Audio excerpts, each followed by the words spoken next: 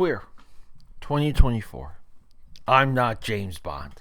I don't know why this movie stars Daniel Craig, and even if we see something like Lucky Logan, we know how in this movie put him like this guy's a good actor. This guy is a screen presence.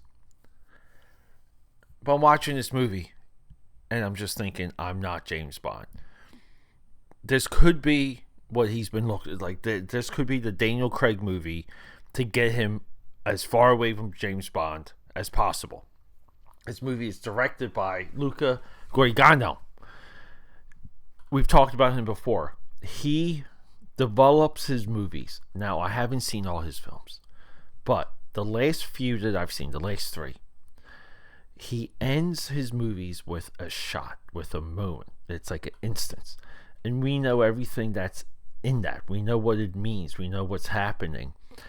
And it's a highly emotional catch.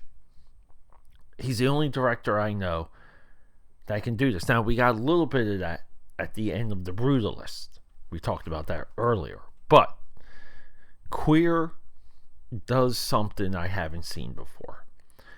It walks a really fine line, and through that, there's like an artistry, an expertise.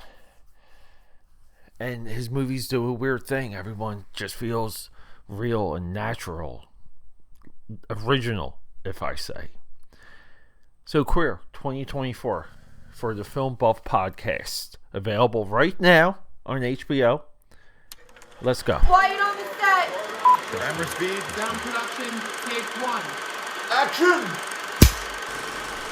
So previously, I'm liking this guy. This guy made the Desire trilogy, which I gotta get into. So we've done Queer. Upcoming, we have Challengers coming. I've recorded Bones and All. I've recorded Cespera. Excuse me, Cespera 2018. And 2017, Call Me By Your Name. I got the protagonist, Melissa P., I Am Love, A Bigger Splash. In 2025, After the Hunt. So I got a handful of movies of his to watch. He's also Sicilian, I believe.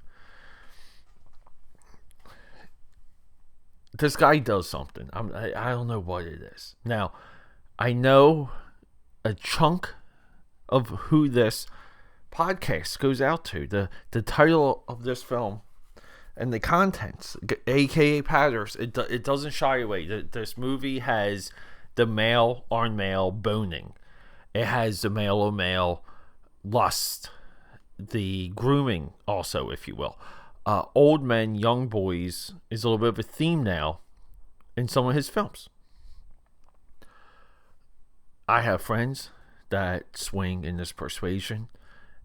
That's not uncommon within the lifestyle. It's not even uncommon with how they think, how they're wired, how they want to meet people, or the fun that they want to have.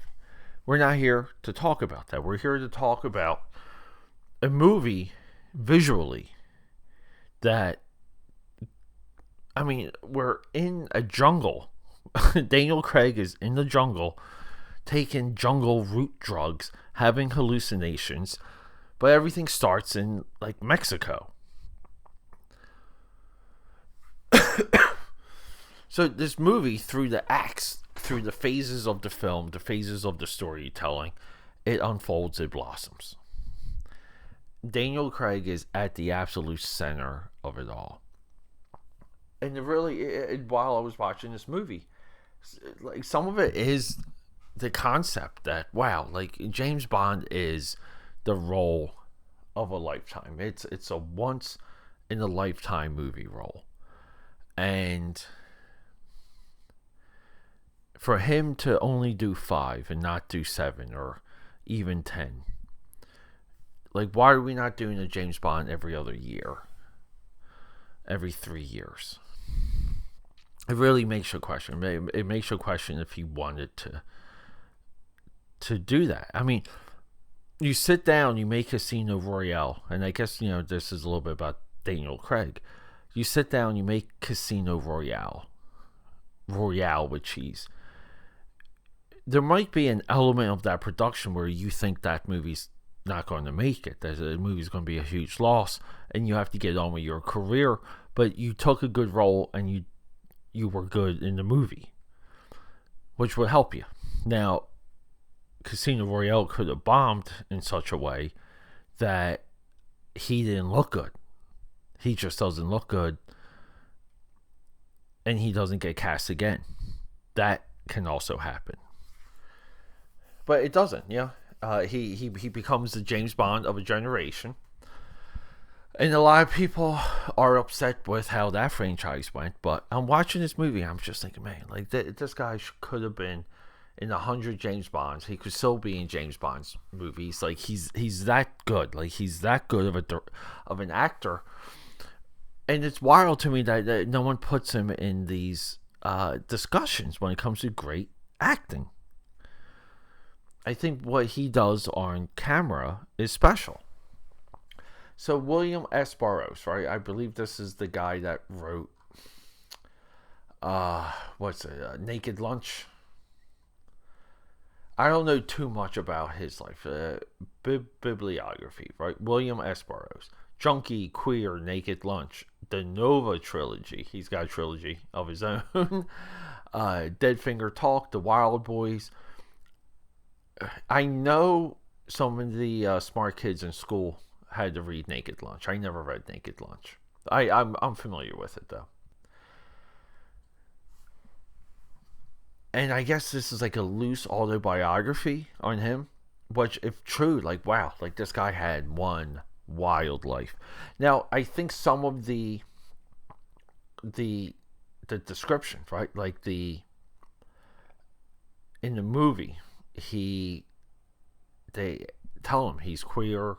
We think you're queer, and he doesn't say he's queer. He says he's like I forget what exactly. I'm searching.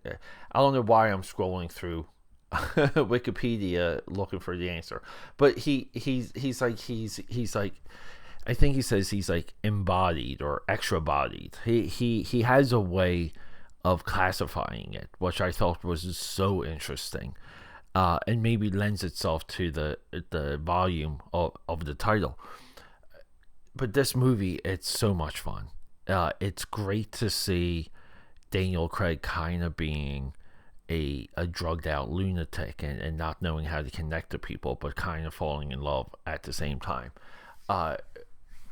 Luca Guadagnino, I mean, everything that this guy is an absolute weapon, an absolute master.